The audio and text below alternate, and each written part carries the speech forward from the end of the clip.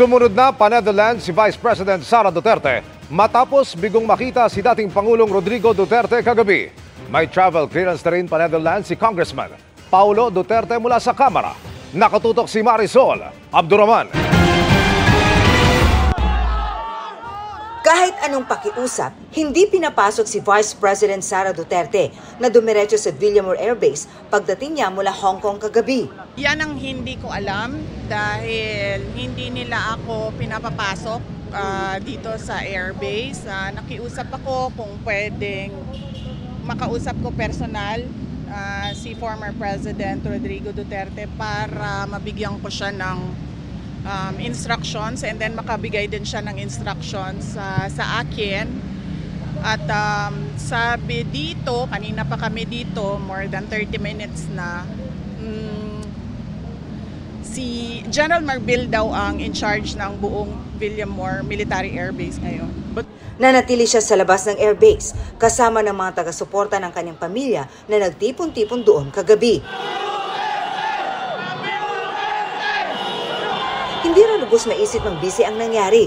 Pugod sa pamumulitika, tinawag niyang state kidnapping ang pag-aresto sa kanyang ama. Nakakalungkot.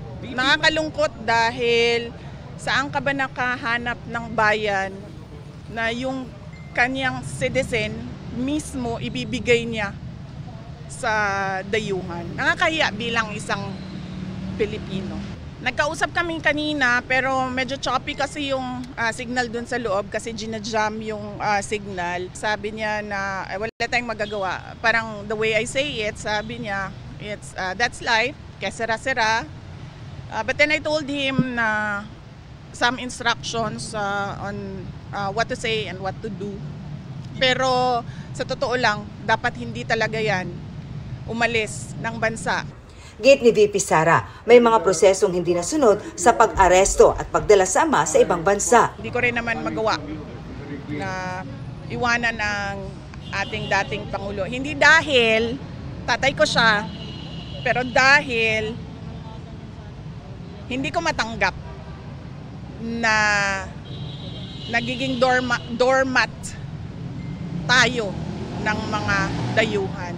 Very personal. Nakikita nyo naman, nakafile sila ng impeachment ng ang basis nila is hearsay and gossip. Sobrang lakas ng block voting ngayon. Lumalakas at nagsusnowball yung block voting ng 9 candidates ng PDP laban. Pinabulaanan din ni VP na nanghingi umano ng political asylum sa China ang ama. I was there in Hong Kong.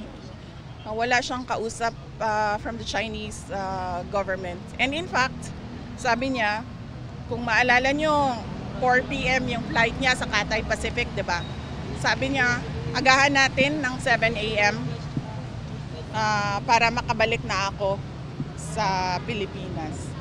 That was willingly surrendering himself to the jurisdiction of Philippine authorities, not the ICC.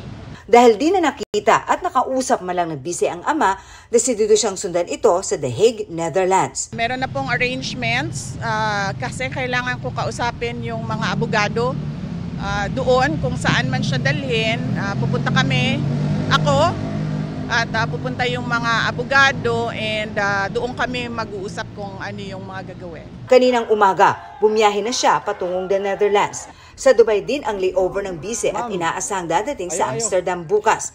Ang kapatid na si Congressman Paulo Duterte, sinasabing lumipad na rin para puntahan ang ama. Kanina inilabas ng Kamara ang kanyang travel clearance, papuntang the Netherlands at Japan.